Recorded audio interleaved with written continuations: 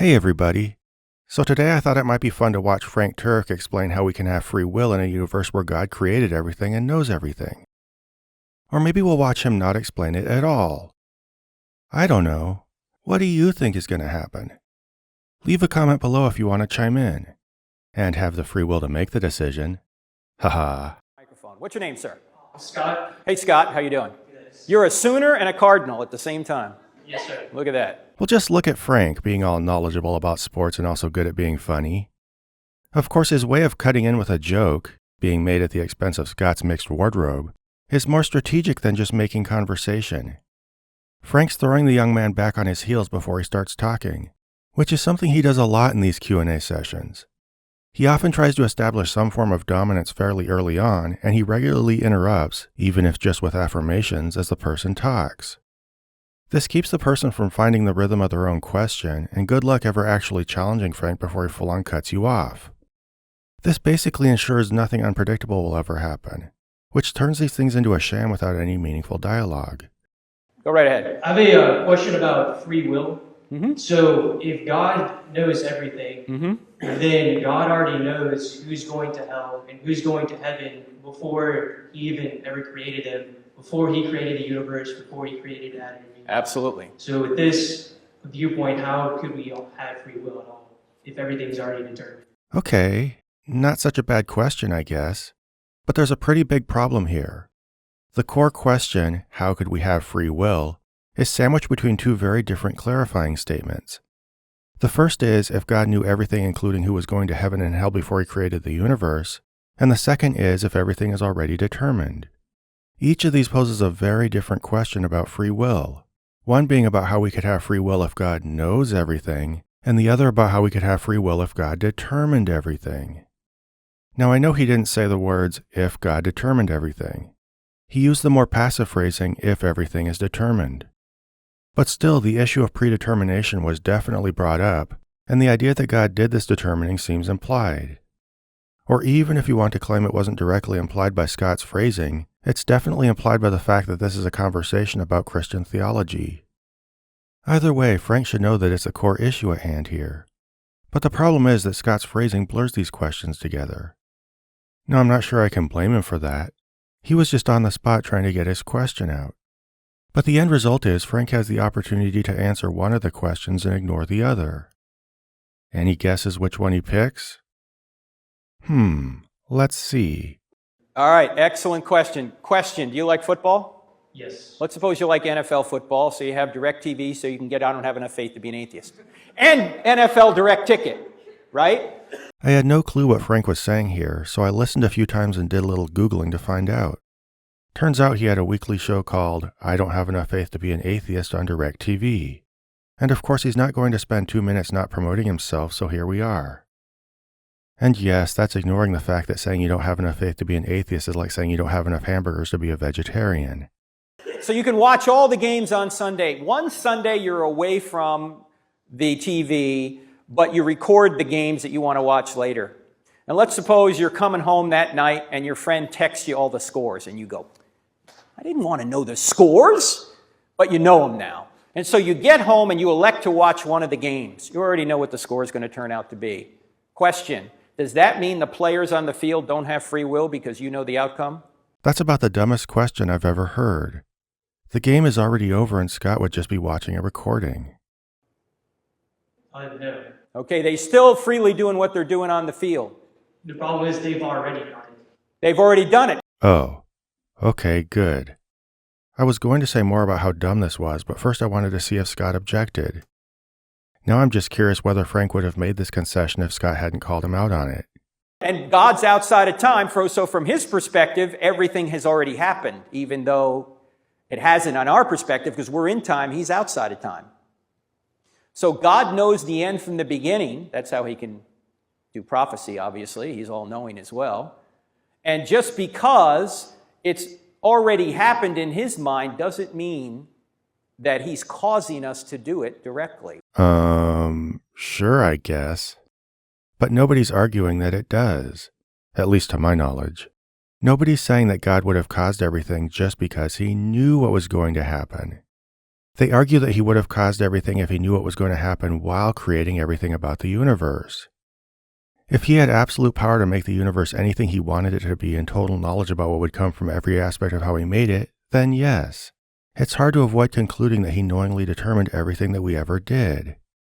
Yet Frank just ignores the idea of God setting everything into motion and pretends that predetermination has to be deduced from his knowledge alone, despite the fact that the first idea is core to Christian doctrine and seems hinted at by Scott's question. It's just fascinating how brazen this is. It would be like if I found a drug lab under my neighbor's house and said, "Hey, why are you buying cold medicine and using it to make drugs?" And my neighbor's reply was, "Well, just because a person buys cold medicine doesn't mean they're making drugs." I mean, their statement would be technically correct, but since it didn't confront one of the two questions being brought to their attention, it would be meaningless. When you keep this in mind, you'll notice how pointless Frank's football analogy is. Sure, Scott watching a football game knowing the score doesn't take away the player's free will. Of course not. But need I explain that Scott didn't create all the players? That he didn't set everything about the game in motion? If he did this, if he designed all the players' physical attributes, set them up with specific thought processes that would unwind in specific ways, and position them in specific locations under conditions that he designed, and he did this knowing exactly how the game would go and what each player would do as a result, then yes, that would mean that Scott caused the players to do everything they did. And it would be very hard to explain how the players had free will. In fact, even worse, if Scott did this from outside time according to Frank's analogy, he wouldn't just be setting up these factors and letting everything unwind according to his plan. He'd actually be looking down at the entire course of the game like at a reel of film and filling in each frame with what he wanted to have happen at each moment. He'd be drawing in the final play and the final score as clearly and decisively as he'd be drawing in the starting kickoff. In the same way, Frank's model involves God looking down across the span of your life and filling in your birth, every moment you sinned or didn't sin, every moment you chose to say the sinner's prayer or not, and the resulting moment you went to heaven or hell. From his perspective, he decided you go to hell and created you going there the moment he decided to make you. Or at least it's hard to explain how he didn't do this when he created your entire existence from outside time. I guess maybe that's why Frank is selective about what parts of the issue he lets into his analogy. Oh, and one final thought. Watching a game that already took place isn't really analogous to viewing it from outside time.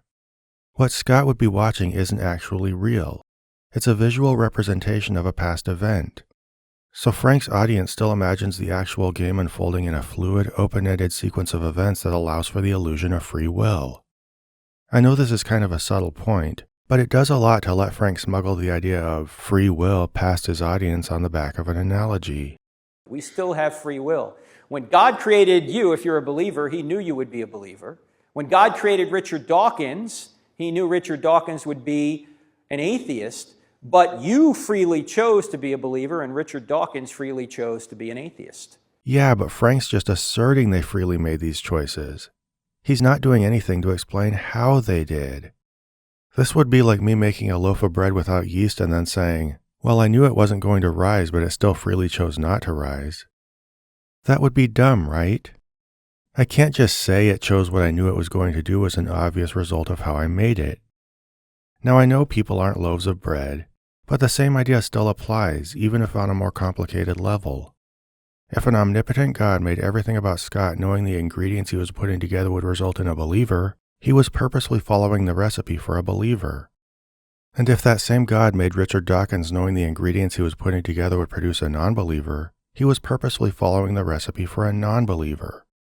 It doesn't seem like there's much of a way around that. And so God is just. Just because he knows what's going to happen doesn't mean that we don't have free will. Does that make sense? A little bit makes sense. I like that Scott isn't totally satisfied with this explanation. Like a lot of Christians who ask Frank questions, he wants to play ball but notices something just doesn't seem to add up. Hang on to that seat of doubt there, buddy. Okay, well, it's an analogy. It may not perfectly illustrate it, but if God's outside of time, he knows the end from the beginning. Now, you might say, why would God create somebody he knew would go to hell, right? That's a good question. But unfortunately, we're out of time. No. This is a good ethical question. I don't see why God would create someone knowing it would result in them going to hell. And that's even assuming God couldn't choose to make the person differently, which to him should be as simple as designing the person not to be an atheist instead of, specifically designing the person to be an atheist. Well, God gives us free will. And let me ask you this question. Is God obligated to not create or allow us to create people through intercourse if somebody is going to turn out to be an unbeliever? Is God obligated to stop that creation? I don't think he is. Suppose the first two people are going to be Christians, and then the third person that comes along is going to be an atheist. Does that mean God can only make a universe of two people? No. This whole thing about people creating other people through intercourse is a cop-out.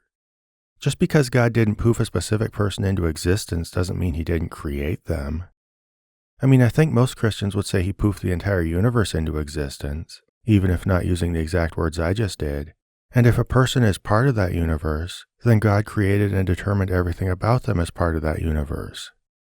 That would mean that God created the string of events and people that led to two parents who decided to make the next person through intercourse, which means that God brought that person about as deliberately as if he'd formed him out of thin air. There were just more complicated steps involved, and Frank seems to be using this to obscure the reality of God's involvement or to pretend we're expecting God to stop a process he hadn't started. Also, what's with this weird hypothetical situation where the world only has two people because God stopped the third one from being born? Does Frank not realize that couple could have another baby later? Or why would it even have to be later? If God wanted, why could he not have them give birth at the same time but just to a different baby? Is he supposed to be stuck in a binary choice between a specific baby who's born as an atheist and no baby at all? I mean, Psalm 139 says that God knit us together in our mother's wombs, right? So if a woman were to get pregnant, why would he have to knit Richard Dawkins in her womb? Couldn't he just knit, Billy Graham instead? Frank's line of reasoning here is so nonsensical and contradicts so many other things he'd say in other conversations that it just reeks of desperation to explain away this problem. It also seems to be wandering off track. At this point, Frank's justifying why God made atheists, which isn't even about how he gave us free will. Not only that, if you're a Christian, I can almost guarantee you, in fact, I can guarantee you wouldn't be here if it wasn't for atheists. Why? Because I'm sure there's atheists in your bloodline. There's unbelievers in your bloodline. There's unbelievers in my bloodline. So those people should be created to suffer an eternity of torment just so you can be born? That's a trashy thing to suggest, even if this argument made sense. Which it doesn't because, I'm tired of explaining this stuff. Maybe God could have put all those people in your bloodline as non-atheists or just knit you together in a totally different womb. There you go. Now you're born and nobody had to go to hell. Not only that, but God can even get his free will done through people who don't follow him, or his will done through people who don't follow him. An example of this from the scriptures is Joseph. Joseph is sold into slavery by his brothers, and somehow he makes his way to Egypt and gets into a position of prominence. And he puts grain aside in case there's a famine, and then there is a famine. And Joseph's own family, who sold him into slavery, come to Egypt to escape the famine. And Joseph sees him and says, "You sold me into slavery. You meant it for evil, but God meant it for good, the saving of many lives that's going on right now." God can bring good from even the evil that we do and unbelievers do. And so God can bring good even from evil. Yeah, I guess. And that explanation works fine for a God of limited power who had to squeeze good results out of bad situations that already existed. But if you're the tri-omni creator of everything, why would you create bad situations just to work good from them? Why not just create good and work more good out of that good? I mean, the story of Joseph is actually a great example of this. If God needed to send Joseph to Egypt to save everybody from famine, he could have just sent an angel and told him to go there. Nobody becoming a slave, nobody thinking their son's dead or anything like that. Or as far as that goes, why not just send the angel straight to Pharaoh to tell him to save up his grain? Or here's an even way better idea. He could have just, not created a famine at all. That makes a lot more sense than concocting this weird Rube Goldberg process of giving Pharaoh a dream he can't understand, then sending Joseph there using a needless string of kidnappings and slave tradings, all for the purpose of helping people survive a disaster you created. See, this is where the story of Joseph can only possibly make sense if its God character is intervening in a situation he didn't create and has limited control over. It's totally incompatible with a tri-omni creator God, whose presence makes the story as incoherent as every point Frank is trying to make. Also, on a side note, I'm not even sure God was all that systematic about bringing good out of the situation. Because what did his great servant Joseph do? He took all the grain in the land, and then when famine came, he didn't give it back to the people who'd harvested it. Instead, he made them buy it back with all their money, then all their livestock, then all their land, and then when they literally had nothing left, he made them sell themselves into slavery just so they could eat. I mean, I guess their fate was better than starvation, but by as thin a margin as you could possibly imagine. In the end, God used evil to bring about good just so he could bring about tons more evil. Not a great story, even if he actually had to use the means he did. Shows how far behind apologists are in even conceptualizing, much less developing any good ideas. So God allows people to be created because they freely choose to either believe him or not to believe him, even though he knows what they're going to do. He's a just being. All right? This was an extremely strange ending. To understand why, remember, the question Scott was asking was about how God could give us free will. So Frank's ending should consist of blah, blah, blah, and that's why we have free will. Blah, blah, blah being whatever explanation justifies this conclusion. But instead he says, people freely choose and that's why God creates them even though he knows some won't believe in him. It's kind of like circular reasoning, except instead of using his conclusion to justify itself, he uses his conclusion to justify a completely different conclusion that nobody had even asked him about. It's weird. But if it seems like Frank wandered off topic, let's remember that he was never really on topic to begin with. By that I mean he never once touched on the question of how we could have free will if God determined everything. I think the reason for this is obvious. We couldn't. There's simply no way for God to set every piece of us into place knowing exactly what would come from how he was making us, yet still give us an independent opportunity to choose. Or if there somehow is, I'd be interested in hearing how. But you're going to have to try harder than uttering the words, he gave us free will. That explains literally nothing. It's sheer assertion, and it's assertion that seems to contradict everything we understand about the logic of the situation. That's probably why Frank wasted everybody's time talking about the problem of God's knowledge in isolation. That's not the issue, so prattling on about it just let him run down the clock. Now let's make no mistake. It's not like I think the problem of free will is easy without God. Even in a godless universe, it's hard to see how our decisions aren't predetermined by the combination of how we're set into motion and the circumstances we're placed in.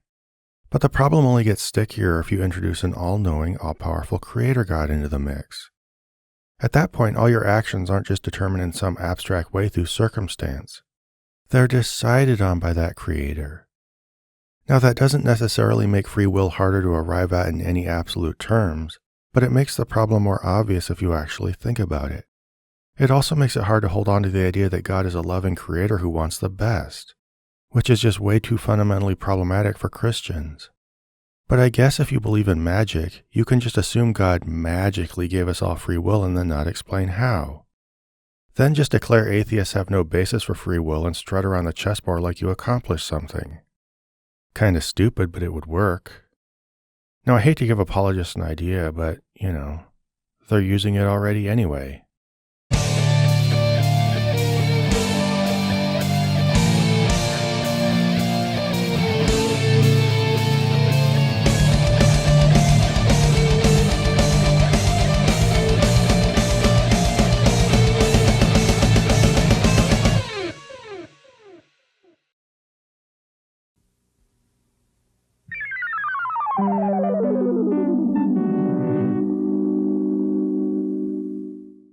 This program was made possible by a grant from John Adams, Bob Generic, Maggie Danger, S.R. Foxley, Daniel Bostedt, Magnus Holmgren, and Q, and by the generous support of viewers like you. If you'd like to join them in pledging to this channel, please find a link to the Prophet of Zod Patreon below.